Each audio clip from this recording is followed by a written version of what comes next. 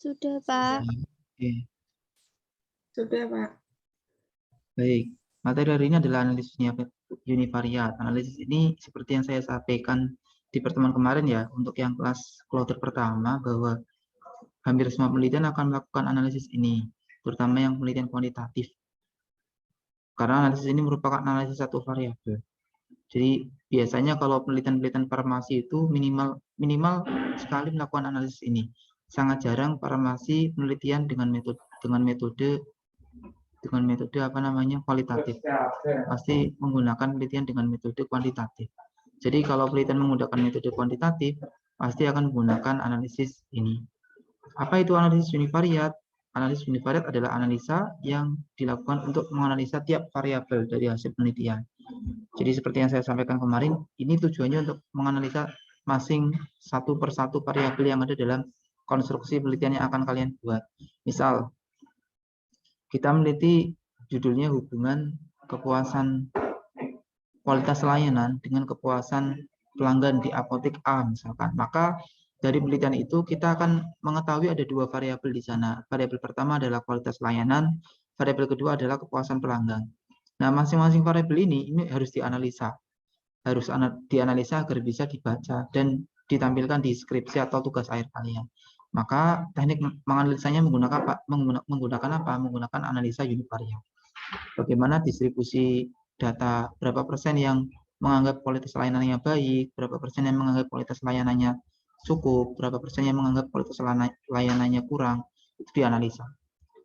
Namanya analisa distribusi frekuensi. Kemudian variabel satunya kepuasan, berapa orang yang merasa puas, berapa orang yang merasa tidak puas, berapa persen gitu. Itu namanya analisa univariat. Yang dianalisa adalah persentasenya, frekuensi dan persentase dari masing-masing variabel tadi, variabel kualitas layanan dan variabel kepuasan pelanggan. Nah, selain analisis univariat itu nanti tampilannya berupa frekuensi dan persentase, biasanya juga untuk data yang sifatnya numerik, misalkan tinggi badan, berat badan, kemudian usia, itu dianalisa menggunakan teknik analisis univariat, nanti outputnya berupa nilai rata-rata atau min, nilai median atau nilai tengah ya, kemudian nilai modus, nilai yang paling sering keluar. Biasanya akan dianalisa menggunakan tiga komponen itu, tiga nilai itu. Tapi untuk di penelitian farmasi, untuk yang penelitian manajemen misalkan kayak contoh tadi, itu biasanya menggunakan analisa distribusi frekuensi dan persentase. Kemudian tujuannya adalah untuk menjelaskan atau mendeskripsikan karakteristik setiap variabel penelitian. Ini tadi ya, setiap variabel penelitian yang sifatnya kuantitatif hendaknya dilakukan analisis univariat untuk menyajikan datanya. Jadi memang tujuan dari analisis univariat ini adalah untuk menyajikan data. Bentuk analisanya tergantung jenis datanya. Tadi ya, bentuk analisa tergantung dari skala datanya. Kalau skala datanya kategorik dan ordinal, kategorik ya, ordinal dan nominal, maka analisanya menggunakan frekuensi dan persentase. Tapi kalau skala datanya rasio dan interval atau datanya bersifat numerik, maka yang dicari adalah nilai min, nilai median, standar deviasi, nilai modus, dan lain-lain. Jadi masing-masing beda-beda. Ya, jadi keterangannya jika datanya numerik, maka yang digunakan nilai min atau rata-rata, median, dan standar deviasi. Sedangkan jika datanya kategorik, digunakan distribusi frekuensi dan persentase. Misal jenis kelamin, tingkat pendidikan, agama, dan sebagainya. Ini contoh tabel distribusi frekuensi jika variabelnya adalah kategorik. Jadi variabelnya jenis kelamin seperti ini. Model interpretasi datanya. Jadi tampilan datanya seperti ini, teman-teman. Kalau datanya kategorik. Nah, salah satu software yang bisa digunakan untuk mengolah data analisis univariat adalah SPSS. Walaupun sebenarnya kalau saya sering bilang juga ke mahasiswa kalau pas bimbingan, Pak, saya cuma univariat, Pak. Kalau datanya pakai apa? Pakai Excel saja nggak masalah. Kalau saya biasanya seperti itu. Tapi kadang-kadang ada dosen yang memang saklek, kemudian tetap harus menggunakan SPSS walaupun hanya analisis univariat. Nggak masalah, silakan lakukan analisis univariat menggunakan SPSS. Nanti saya ajarkan. Ini contoh kasusnya, teman-teman. Jadi seorang peneliti melakukan penelitian tentang karakteristik mahasiswa di sebuah program studi. Respondennya ada 20 orang. Diperoleh data yang pertama adalah nama, jenis kelamin, dan indeks massa tubuh atau IMT, atau dalam bahasa Inggrisnya BMI.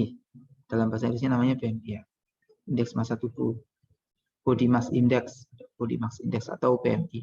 Nah, bagaimana cara penyajiannya? Nah, nanti dalam soal ini berarti ada 3 variabel. Variabel pertama adalah nama bukan variabel, mohon maaf. Variabelnya ada 2, jenis kelamin dan indeks massa tubuh. Nama hanya pelengkap saja. Maka nanti kita akan membuat 3 kolom. Yang pertama nama, jenis kelamin dan indeks massa tubuh. Nama nanti menggunakan kategori string, jenis kelamin monggo pakai string boleh, pakai numerik juga boleh. Nanti saya coba pakai string saja. Indeks massa tubuh pasti pakai numerik.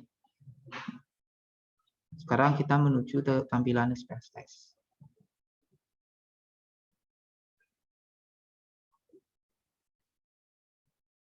Ini sudah ada pada tampilan SPSS, teman-teman. Sekarang kita buat variabelnya. Yang pertama nama. Tadi ya, tipenya adalah string. Width-nya kita buat 20, teman-teman. Oke. Nama responden.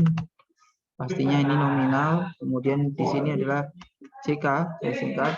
Ini juga saya buat menjadi string. Karakternya saya buat 20.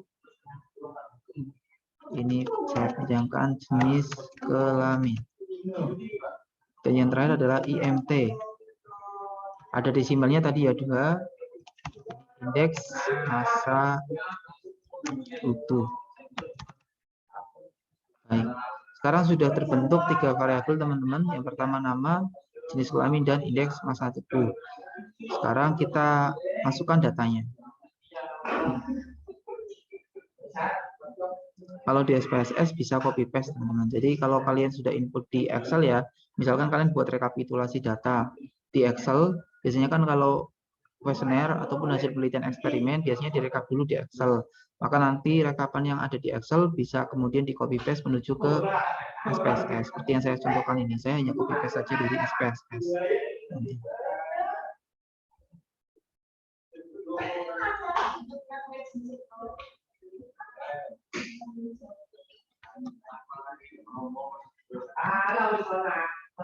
Nah, sudah keluar datanya. Sudah terlihat belum datanya, teman-teman?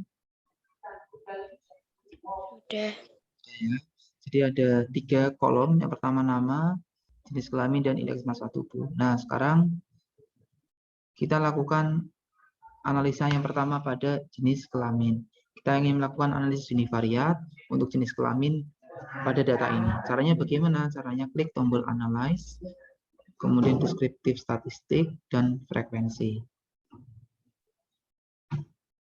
Kita pindahkan jenis kelamin ke kolom variabel. Kemudian kita pilih chart, biar nanti tampilan datanya juga berupa chart. Saya biasanya kalau modelnya seperti ini, saya pakainya pie chart ya. Nanti bentuknya chartnya adalah lingkaran. Yang saya pilih adalah persentase, continue. Jadi kita pindahkan dulu variabelnya ke kolom variabel, kemudian kita pilih chart ya.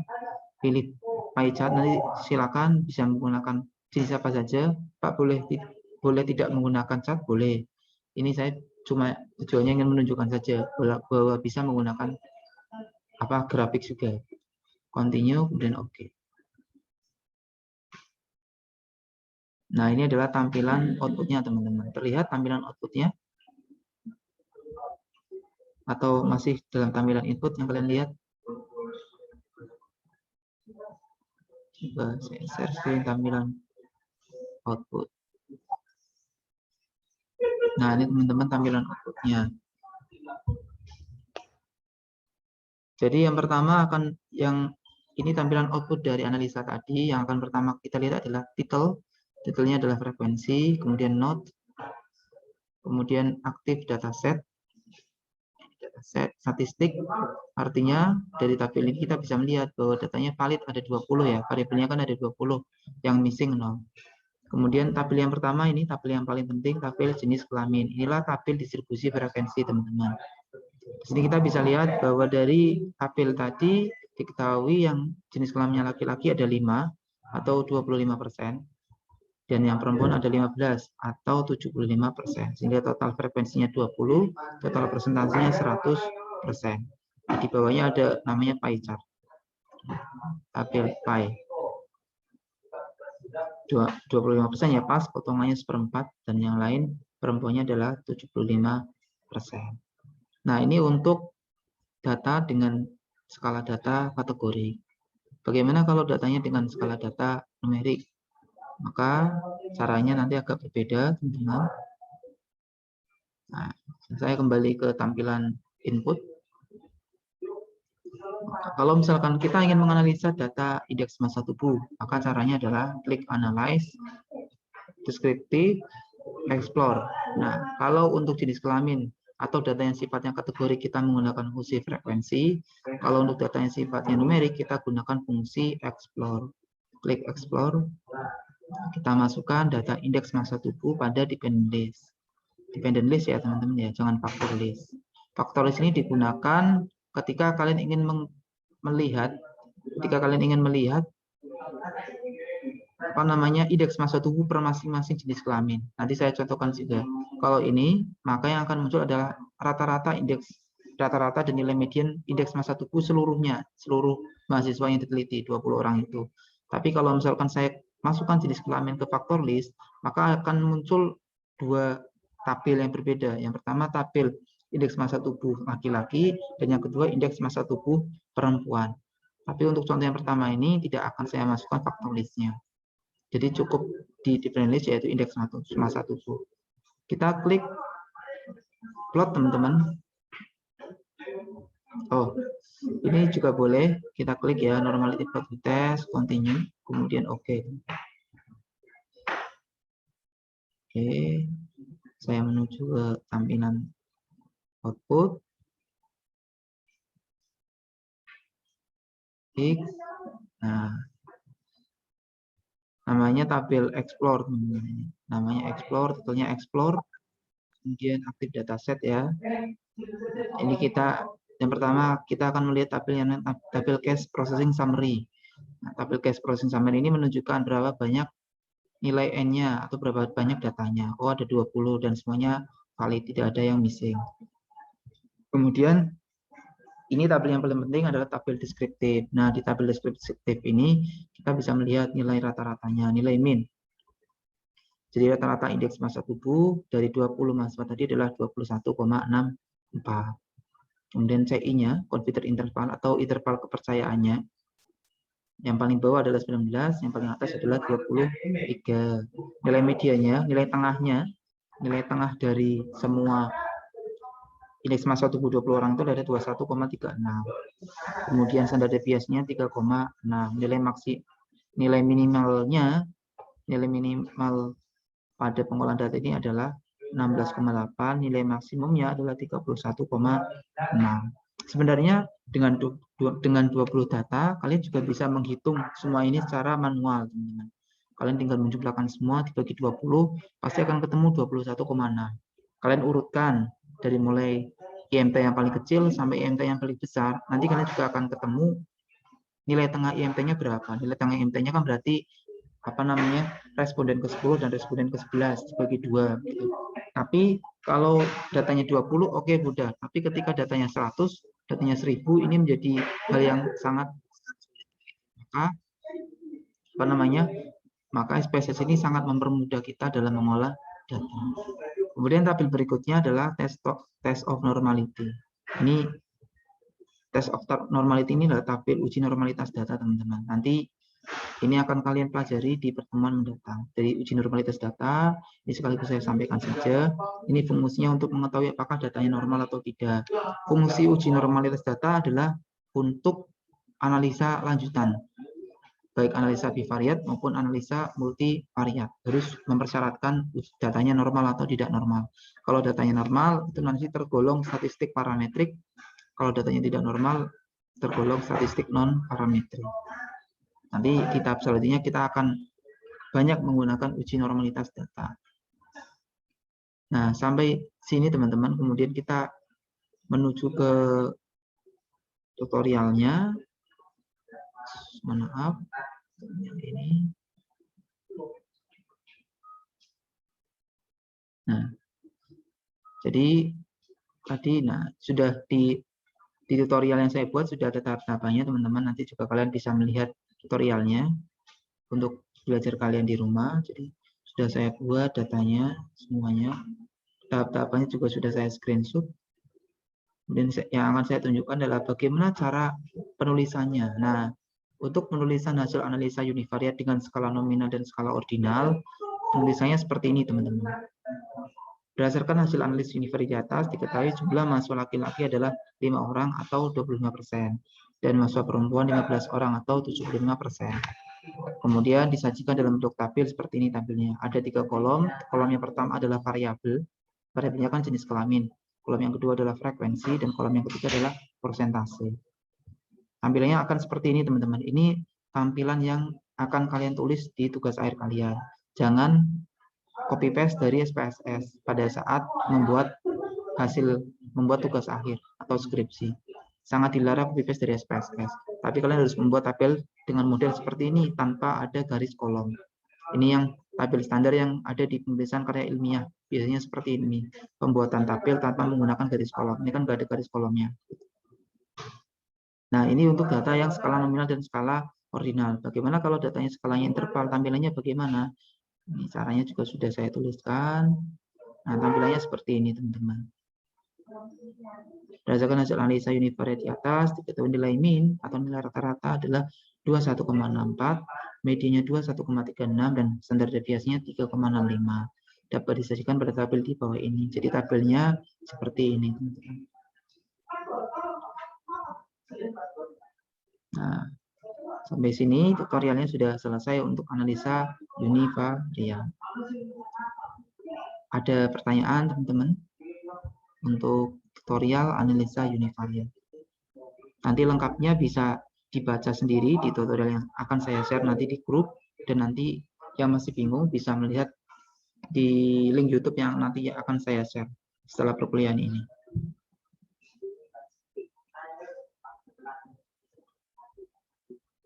Nanti juga insya Allah nanti setelah ini saya share sekaligus link download SPSS-nya. Jadi kalian minggu depan kalau bisa sudah bisa mempraktekannya sendiri di rumah dengan laptop kalian masing-masing.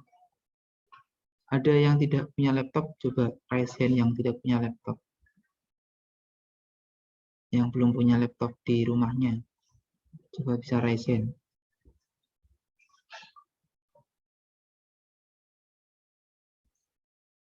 Jadi punya semua ya, nggak ada yang raise hand soalnya. Jadi semuanya punya laptop, jadi nanti silakan bisa download SPSS-nya. Nanti silakan bisa diinstal di link yang saya share juga sudah ada cara menginstalnya. Jadi tidak ada alasan untuk tidak bisa karena sudah ada tahap-tahapan menginstalnya juga sudah ada di link yang akan saya share nanti. Ada pertanyaan sampai sini, teman-teman?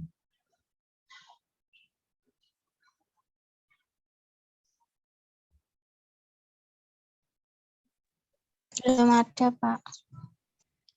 Belum ada. Nanti saya share tutorialnya dan latihan yang harus kalian kerjakan.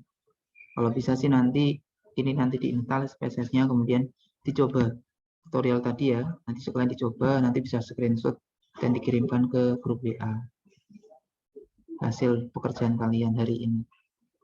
Demikian ya teman-teman ya. Nanti ini setelah saya stop Zoom-nya, nanti saya masuk ke WA, nanti akan saya share tutorial dan software-nya. Bisa dipahami nggih? Nanti silakan kalian bisa langsung praktekkan, diinstal di laptop kalian, kemudian praktekkan tutorialnya. Nanti silakan bisa di screenshot dan kirimkan ke grup WA bahwa kalian sudah mencoba untuk mengerjakan SPSS hari ini. Terima kasih teman-teman atas perhatiannya. Mohon maaf belum bisa praktek secara offline karena ada kendala teknis di lab. Mudah-mudahan pekan depan sudah bisa praktikum secara offline. Demikian untuk pertemuan hari ini. Kurang lebihnya mohon maaf. Nanti segala macam perangkat untuk praktikum hari ini akan saya share di grup WA. Kurang lebihnya mohon maaf. Bila taufiq wal hidayah. Wassalamualaikum warahmatullahi wabarakatuh. Waalaikumsalam warahmatullahi wabarakatuh. Terima kasih Pak David. Ya, kita lanjutkan diskusinya di grup WA. Kalau ada yang ingin bertanya nanti bisa tanya di grup WA. Baik, Pak. Iya, Pak.